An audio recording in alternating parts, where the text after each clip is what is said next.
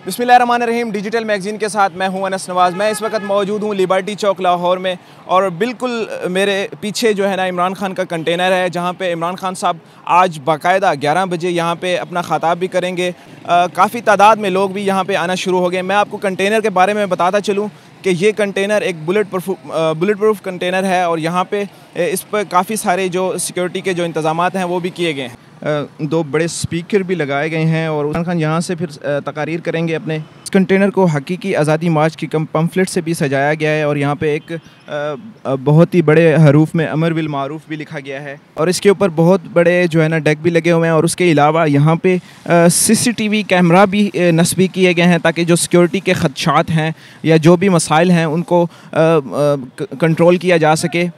ये कंटेनर बहुत बड़ा कंटेनर है और इसके साथ साथ यहाँ पे AC की भी सहूलियात हैं और उसके अलावा एक छोटा जनरेटर भी लगा हुआ है। कंटेनर की खासियत में आपको मैं बताता चलूँ कि यहाँ पे एक बहुत बड़ा जनरेटर भी लगाया गया है जो कि बिजली का काम करेगा और यहाँ पे एक अंदर एक वॉशरूम भी है